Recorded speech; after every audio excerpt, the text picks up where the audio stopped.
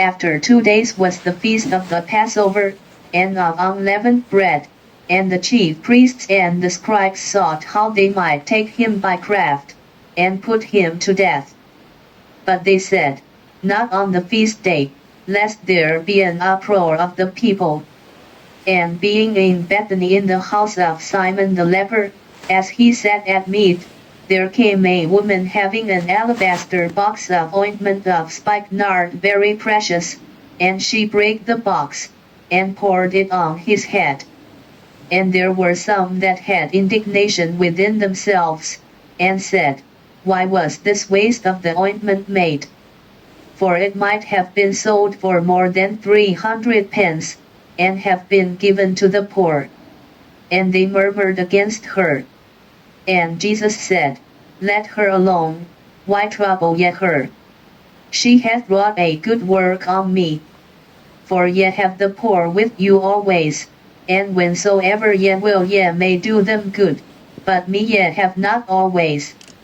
She hath done what she could, she is come aforehand to anoint my body to the burying. Verily I say unto you, wheresoever this gospel shall be preached throughout the whole world, this also that she hath done shall be spoken of for a memorial of her. And Judas Iscariot, one of the 12, went unto the chief priests, to betray him unto them. And when they heard it, they were glad, and promised to give him money. And he sought how he might conveniently betray him. And the first day of unleavened bread, when they killed the Passover, his disciples said unto him, Where wilt thou that we go and prepare that thou mayest eat the Passover?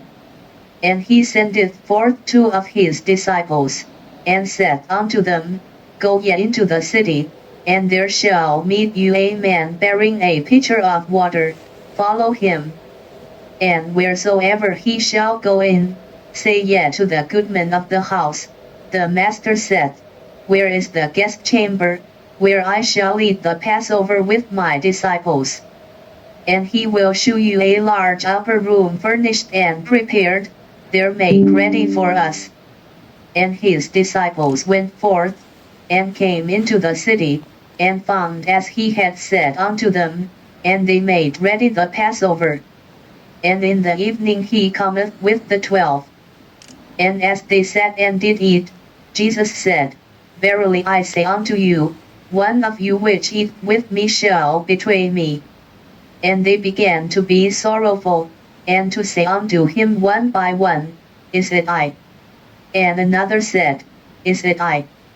And he answered and said unto them, It is one of the 12, that dippeth with me in the dish.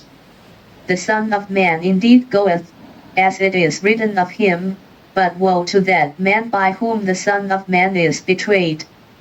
Good were it for that man if he had never been born. And as they did eat, Jesus took bread, and blessed, and brake it, and gave to them, and said, Take, eat, this is my body. And he took the cup, and when he had given thanks, he gave it to them, and they all drank of it. And he said unto them, This is my blood of the New Testament, which is shed for many. Verily I say unto you, I will drink no more of the fruit of the vine, until that day that I drink it new in the kingdom of God. And when they had sung an hymn, they went out into the Mount of Olives. And Jesus said unto them, All ye shall be offended because of me this night, for it is written, I will smite the shepherd, and the sheep shall be scattered. But after that I am risen, I will go before you into Galilee. But Peter said unto him, Although all shall be offended, yet will not I. And Jesus said unto him, Verily I say unto thee, that this day, even in this night, before the cock crow twice, thou shalt deny me thrice. But he spake the more vehemently, If I should die with thee, I will not deny thee in any wise. Likewise also said they all. And they came to a place which was named Gethsemane, and he said to his disciples, sit yet here, while I shall pray. And he taketh with him Peter and James and John, and began to be sore amazed, and to be very heavy.